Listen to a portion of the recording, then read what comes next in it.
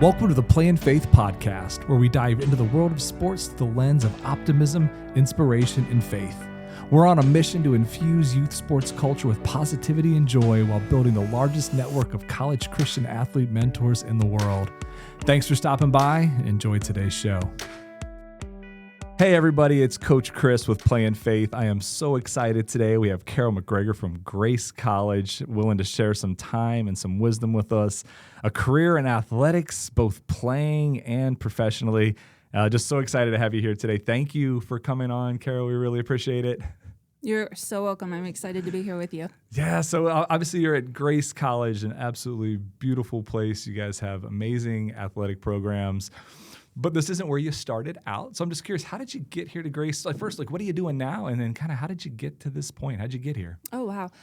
Going back, we'll go back. We'll start when I was a wee bot. And one of my earliest memories is a Christmas present and getting my first basketball hoop. 3 years old and getting that Fisher-Price plastic basketball hoop and showing the family my follow-through and just starting from there and building from there. I grew up in Napanee, Indiana, so a stone's throw from Warsaw and Grace College. And thankfully, Northwood had an established basketball program. We had the great Steve Neff as the head coach during that time, but we also had a great youth program, and I think you're seeing that for yourself. Oh yeah, you guys were a tough draw. Yeah, well, but we also had coaches that were invested in the program. Sure. Coaches that bought into Coach Neff and wanted to see the overall program succeed, and that's one of the things that, especially within high school sports, that is kind of lacking is that developmental aspect of we're going to stay committed and we're going to buy in, and from early ages we're going to have the 5th and 6th grade Black Swish League, and we're going to teach these kids the fundamentals, and we're going to work on what it takes to eventually be a Panther basketball player. And then we're going to end up implementing some of the foundational pieces in 7th and 8th grade basketball that you're going to eventually play and utilize when you enter high school and playing for Coach Neff or playing for whoever the head coach happens to be at this time. So I thankfully had a great basketball education during my time through the Northwood school system. And that just helped develop me. It gave me a lot of tools of this is how I would do stuff. This is how I would not do stuff if I were to ever become a coach. Because of that experience, because of the push that they gave me, I was able to go on and play Big Ten basketball at Purdue University. Sure. I will say I was also a super butthead going through. Because of that education I got on the basketball court, during high school, I was a know-it-all. I was not the easiest kid to coach. Coach Neff, I don't think I've ever said, I'm sorry. I'm doing it now. I'm sorry. Look him up. We'll get him on the podcast and see what he has to say about you. I have to send the link directly to him. Carol apologizes. So, I mean, if you kind of back up this, so obviously, look, if you're getting recruited at a level where you are playing at Purdue, obviously standout basketball player. Taller than average, you're 6'2", yes. Correct? So did you grow early? Were you 6'2" at 8th grade? Were you kind of a late bloomer? No. When did you get tall? I've been tall my whole life. Okay. And that's that. I've been tall my whole life. I started 7th grade at 5'8". I started 8th grade at 6 foot, freshman year 6'1". Yeah, so a 6'1" kid who comes in who can play. So you were on the radar, obviously, early. Yes, I got my first college letter from Xavier. Oh, go Muskies. 8th grade going into my freshman year. Wow. So I'm going to give you a little grace. Yeah. Right? Pardon the pun. So, a beautiful self-awareness. But, I mean, look, if you're getting D1 letters as a 13-year-old kid, I mean, our brains aren't even formed fully till, age 24. Yes. So that's a lot of attention. It's a lot of acclaim, sometimes a lot of pressure. Probably normal that you thought you knew a lot, yes, right? Well, I mean, you're living the dream of most athletes. And to toot my own horn and pat my own back, I also found success on the volleyball court and the track and field. So I had the option and the opportunity to pursue whatever sport I really wanted to. And with that was a lot also. So it's one of those of God gifted me with athleticism and with talent. And if I wanted to pursue college volleyball, I could have done that. I never did club volleyball. I pursued travel basketball. Had I wanted to do track and field, I probably could have done that. So what was your event? I was, okay, it's the strangest combination. I was a high jumper and a shot putter. That does not happen every single day. Those are typically very different frames. Yes. Right? I mean, like, but that's really wild.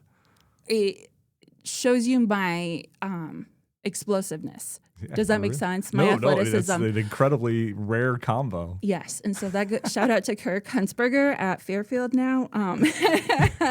He coaches there. But that just kind of plays into the athleticism that I had, and then again the explosiveness. I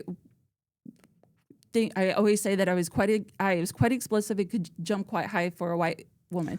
And like, you were far taller than average too, yes, right? I mean, yes. And so, I could have gone anywhere, and basketball was the way that I ended up going. And again, playing Big Ten basketball, I was a forward, center, and so the combination there, granted, taller than most, but not necessarily. No, you get to a D1 level, you're playing against 6'4", Yes, 6'5", yes. 6'6" posts So pretty routinely. Because obviously you're playing in the Big Ten. Yes, so there had to be something that kind of set me apart to keep me playing in that position. And so my athleticism and my strength is one of those things that kind of helped me through. And then also the intelligence to play a little bit undersized, and then being able to play within a system. So growing up, having played into a system and being able to memorize plays and know, and thankfully the patience of a saint in Coach Curry. Sure. And the just knowledge and information that her husband, Kelly Curry, had in investing in me and allowing me to play with them. Yeah. So that's kind of where I had my background playing. During my senior year, I was so independent and I thought I could be so self-sufficient. And this was my first test of trying to figure out that you can't get anywhere in life without other people. Sure. And this goes back to kind of that butthead statement of I just thought it was me. For so long, I really just thought it was me, and I didn't give enough credit to the people who helped me. God, at that time, I didn't give enough credit to. Yeah. Are you talking sophomore year in high school or college? It was my senior year in college. Senior in college. I finally told Coach Curry, I said, hey, I think I want to get into college coaching. And she said, Carol, that actually might be the perfect fit for you. Because so often some of the issues that I had on the court was I was too analytical, and it was holding me back because I was thinking too much versus just acting and doing. And once she figured that out, she was gung-ho. And she is actually the person that helped me secure a position at Northwestern. I was a GA there for a season, a full-time assistant. Then for a season after that, I moved on to Murray State. I was there for 2 years. I left Murray State, moved back to the Fort Wayne area, here not too far. Thought I was just going to stay with my brother for 6 months, finish up my master's thesis, move on, and I stayed and coached youth basketball for 6 years. And I worked for Jim Wright's basketball at the time and kind of reshaped how I formulated myself as a coach, got a lot of hands-on experience running tournaments, operating tournaments, how I coached, how I evaluated players.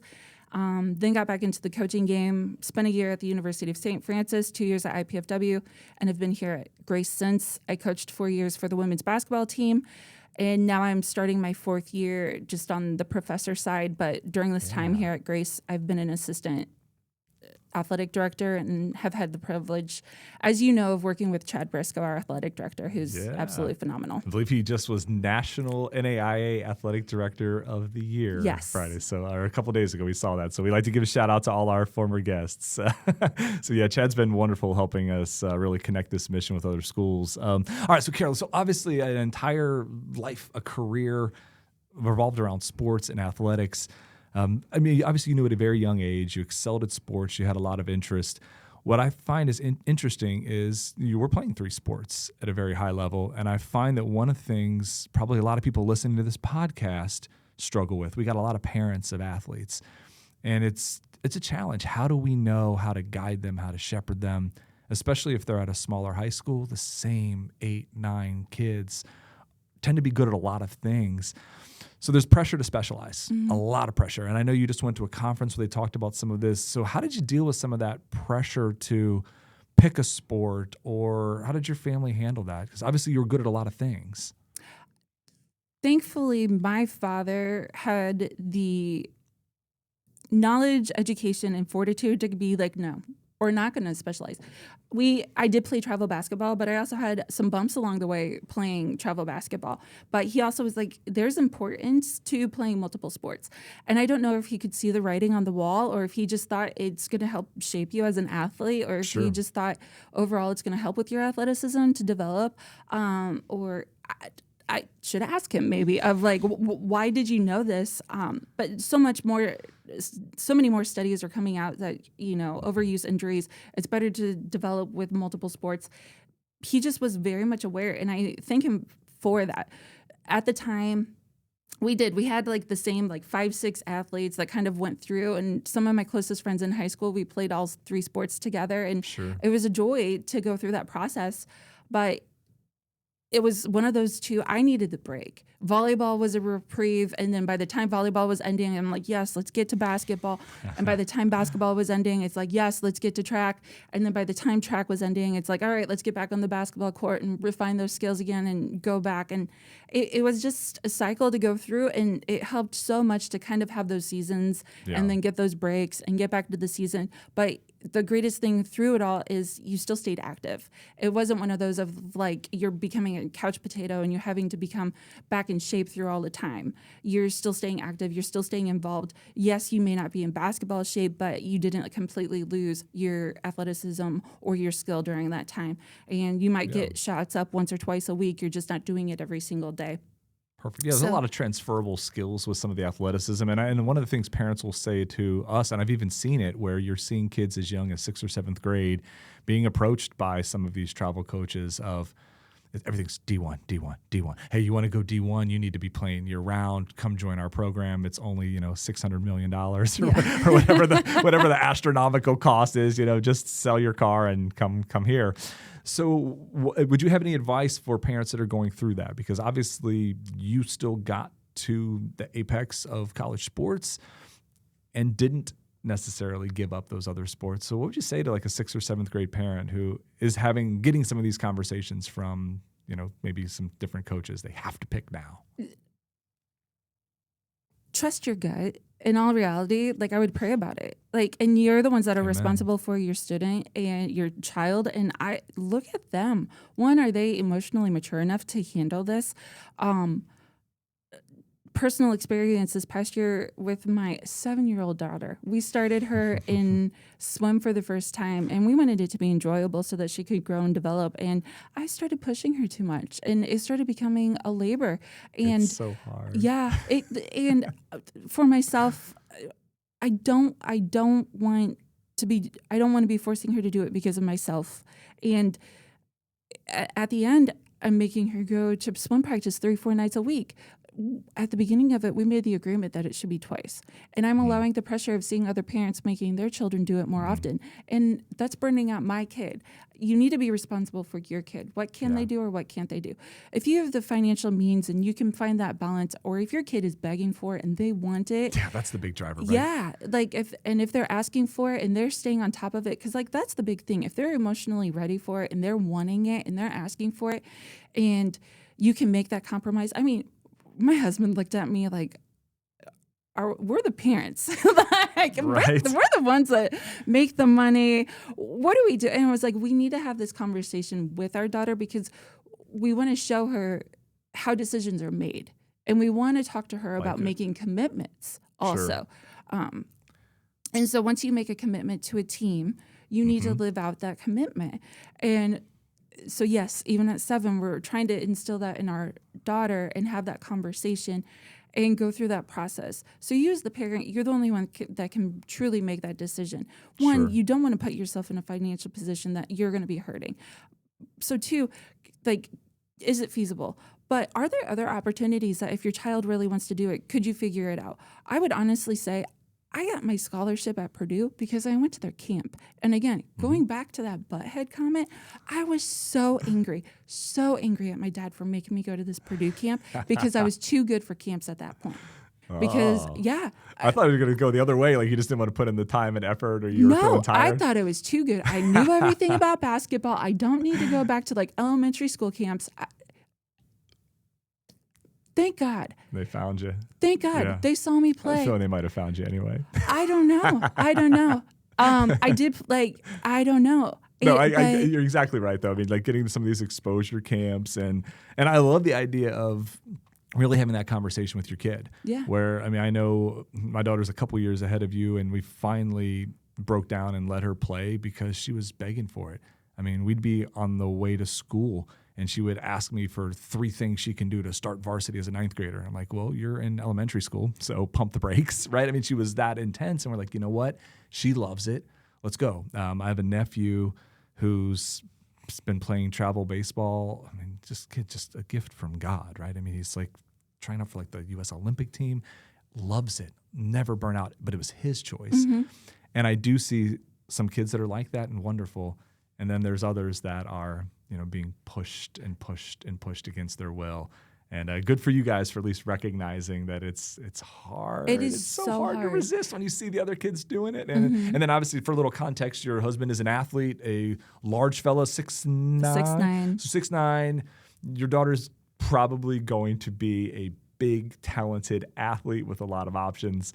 I get it. Yes. Right? There's that pressure to keep up and you don't want them to get behind. Yes.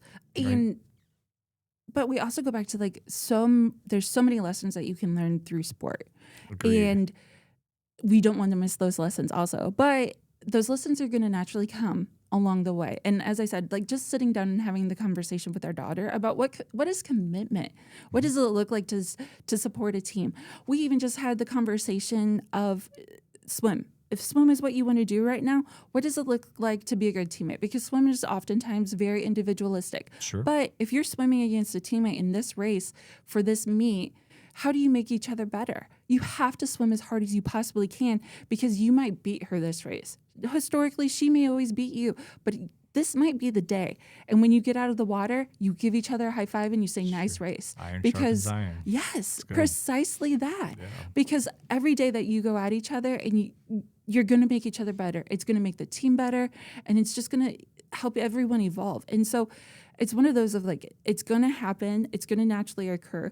But unfortunately, or fortunately, my poor daughter and my poor son have me looking through it as a former athlete, but because I've been so trained and conditioned now as a coach, that so much of my parenting is coming from a coaching lens as well as like, how can we spin this into a lesson? Or my poor kids, it never turns off. How are we 1% better today? Right. Their dad is their coach, and then I've spent the last 20 years on stage doing exactly that. So the motivational speech. Oh man, yeah. There's been a few blank stares in my 5th grade locker room. Like that was a really good one. Just maybe not the right target audience. We try, but so I think that what I really love about having conversations with you and these people I'm getting to talk to, and just kind of the mission, even with our mentors, is look, we're going to talk sports. We're going to pair them up with somebody who can show them what it takes to get to the next level or their level of desire athletically. But there's so much more. It's the best dress rehearsal for life is athletics, but only if we use it properly. So we're really cognizant of not just the physical, but being a good teammate, being a good leader, being resilient. How do we deal with adversity? How do we lift others up? And ultimately, our sport is what we're doing, but it's not the entirety of who we are. Yes. And I feel like the higher the level you go, the harder that can be sometimes to grapple a hold of. So I'm just curious, at any point in your career, at Purdue or even in high school, was that a challenge of remembering that your sport is important, but that you have more worth and more value outside of just the basketball court? Did that ever become a challenge? Did it ever become a challenge?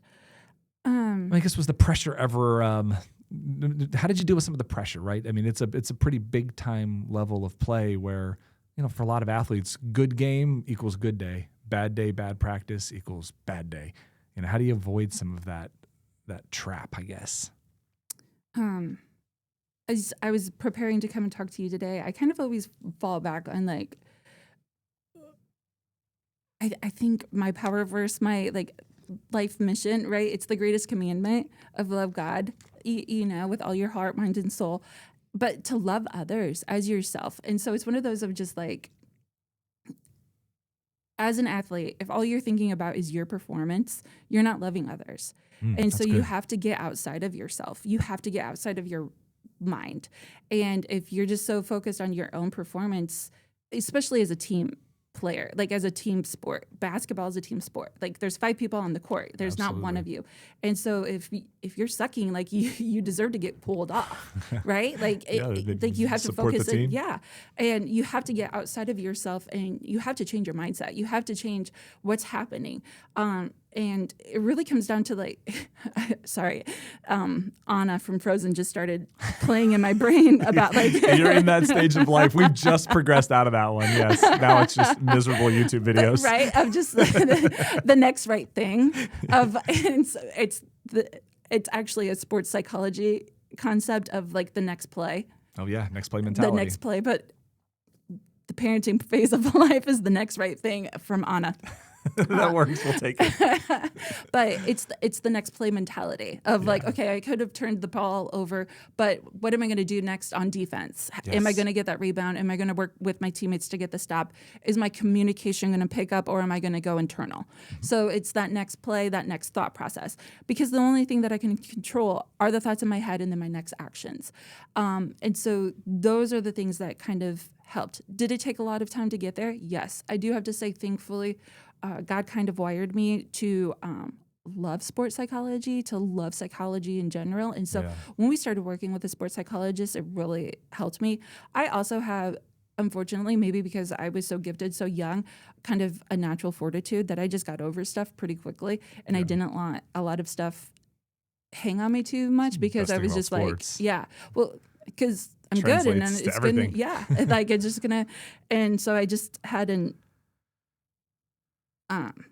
unnaturally high level of confidence in myself. I think that's good though, right? I mean, as long as it doesn't manifest as as being too arrogant, nasty to others. I mean, I think that's one of the traits we all pray our kids will adopt. That one of the things we tell our girls is, does the world impact you or do you impact the world? Mm-hmm. Because you get to choose. Absolutely. And that choice is the most direct impact on your life. Mm-hmm.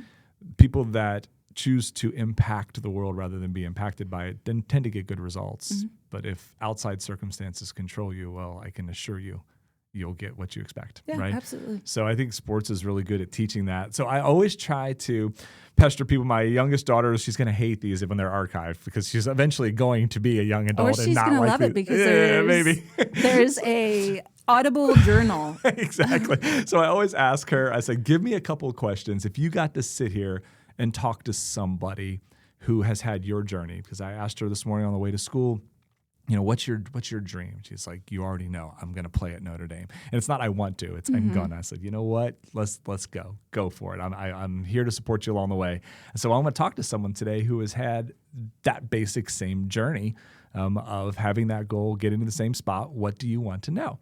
And so her first question was, at what age did you start doing more focused basketball workouts independently?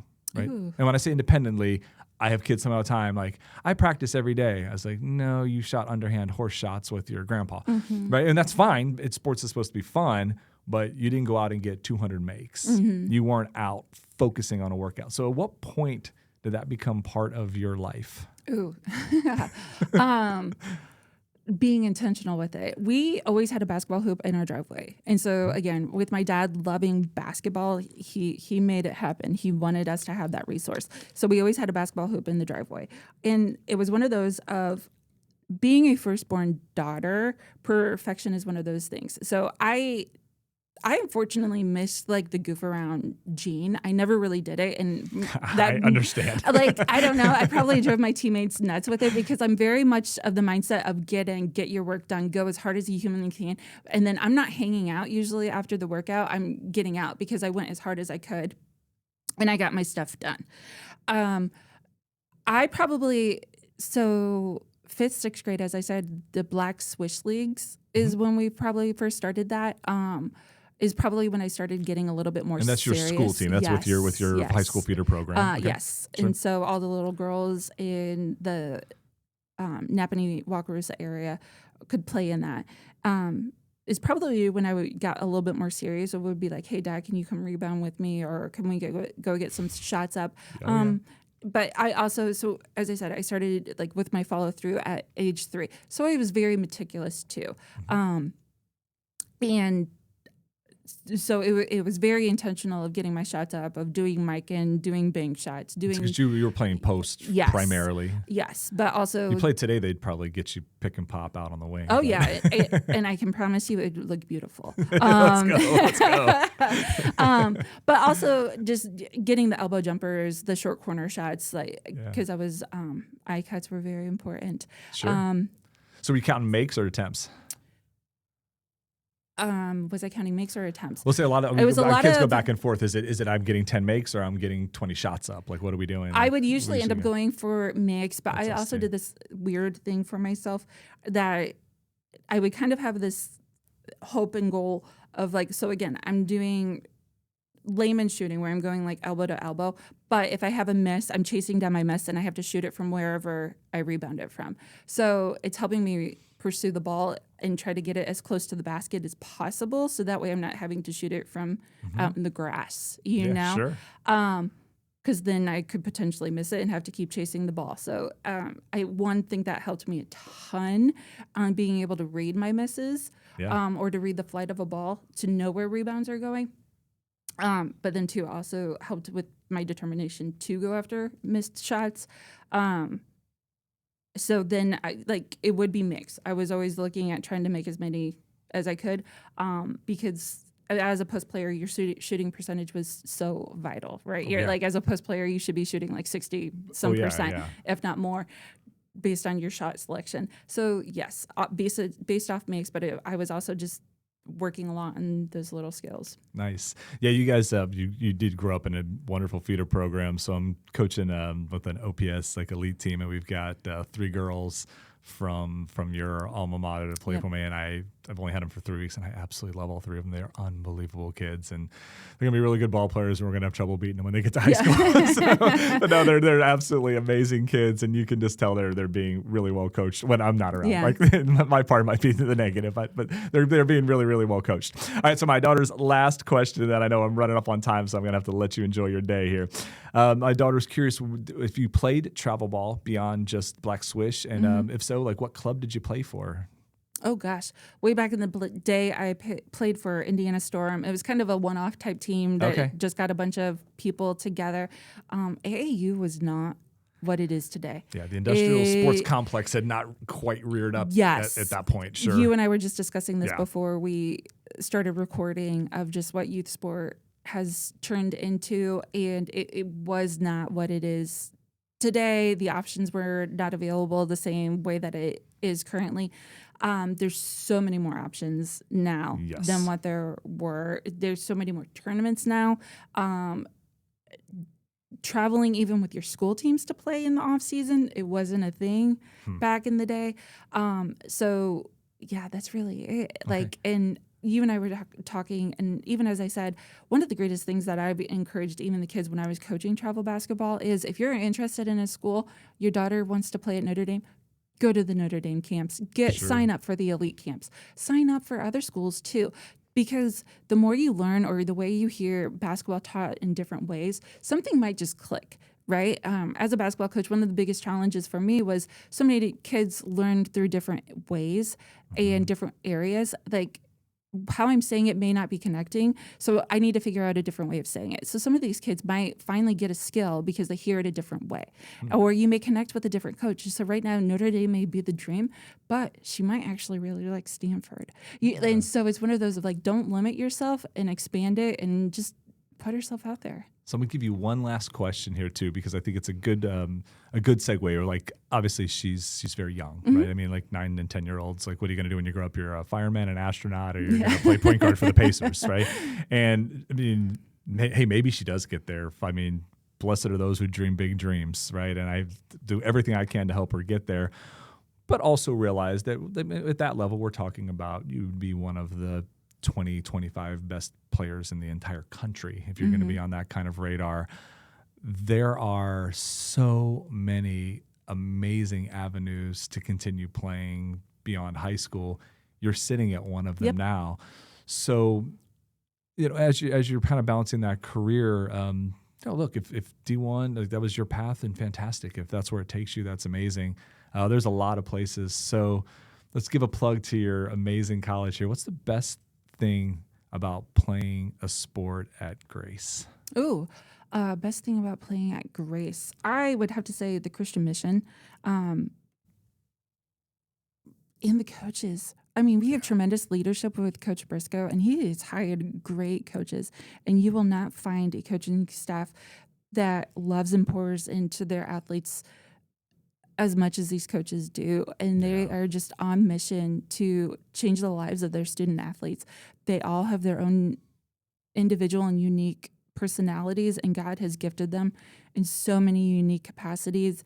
And it is such a joy. And every single one I love so dearly, and it's such a pleasure. Like, it is my favorite thing in the entire world to work with these coaches, and it's such a blessing. Yeah, I think it's funny when you say they're all on mission. How I know that you guys are on mission is that I've been blessed to talk to so many of you, and everyone says we are on mission. That is not what you get at every athletic program. And hopefully the pod doesn't get redundant, because I told this to Chad too, but it's a good compliment and you deserve to hear it. Both my daughters went to camp here, and not just the two of them, but like a dozen or so more of, I say, my girls. Like, I coach them, but they're not my biological kids. And after camp, we asked them all, like, what was your favorite part of camp? And a lot of them won some awards. Some of their teams did well. Some of them had excellent camps. And almost to a kid, it was the Devos. Yeah. The Devos in the evening. And it just really helps solidify our mission that athletic glory is amazing. It's a wonderful goal, but man, oh man, we're learning so much more when we get on the court, on the pitch, on the field, whatever it is. So thank you for spending some time with us today. No, thank you for having me. Thank you for what you guys are doing in the community and what you're pouring into our athletes. It is an absolute blessing. No, thank you again. All right. Thanks, Carol. And best of luck this season. We're going to be praying for you and all your teams. I appreciate that. Thanks for tuning in to the Play in Faith podcast. If you love what you heard, please take a moment to rate our show and share it with your friends and fellow athletes. Together, we can spread the joy and positivity that youth sports deserves. And be sure to visit playinfaith.com for more fantastic resources. We're on a mission to build a vibrant community of Christian athlete mentors that are not just a voice your athlete will listen to, but one they should. Until next time, keep playing in faith.